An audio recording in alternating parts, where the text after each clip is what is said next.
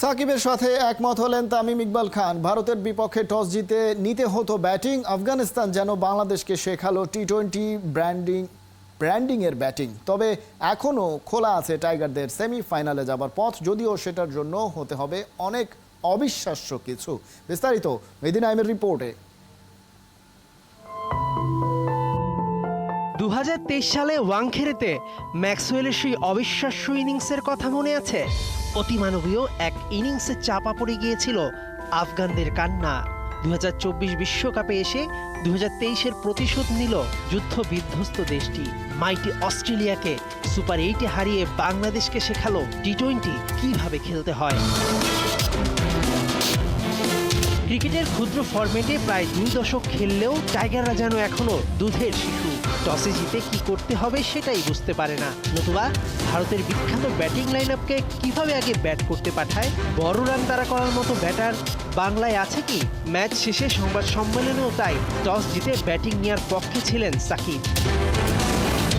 আমাকে যদি জিজ্ঞেস করেন, ক্যারিবিয়ানে একটা বা দুটো ম্যাচেই দলগুলো টস জিতে ব্যাটিং করেছে। ইংল্যান্ড মনে হয় একটা ম্যাচে সর্বোচ্চ 180 চেস করেছে। নাইলে প্রথমে ব্যাটিং করাটাই নিয়ম। দলগুলো এতে সফলও হয়েছে। এটা মনে রাখলে হয়তো ব্যাটিং করলেই ভালো হতো।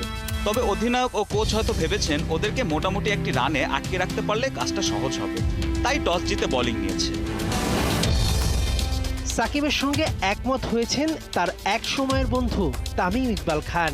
ম্যাচের পর ক্রিকইনফোর 100-তে বলেন, টস জিতে বোলিং নেওয়াটাই ম্যাচে বাংলাদেশকে ব্যাকফুটে ফেলে দিয়েছে, যেখান থেকে আর ওঠার উপায় পায়নি বাংলাদেশ। সুপার 8-এর প্রথম 2 ম্যাচ হেরে আসর থেকে বিদায়ের পথে।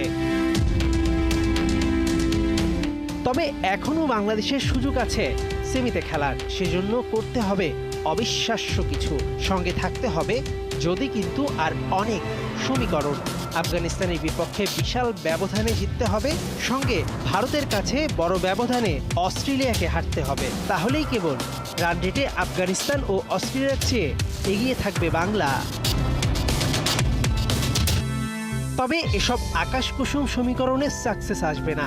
সাকসেস আসবে কেবল হাড় ভাঙা খাটুনি, ডিটারমিনেশন আর ডেডিকেশনে। এই জিনিস টাইগাররা বুঝবে আর কত শিক্ষা সফর শেষ হলে। মেহেদী নাইম, 71।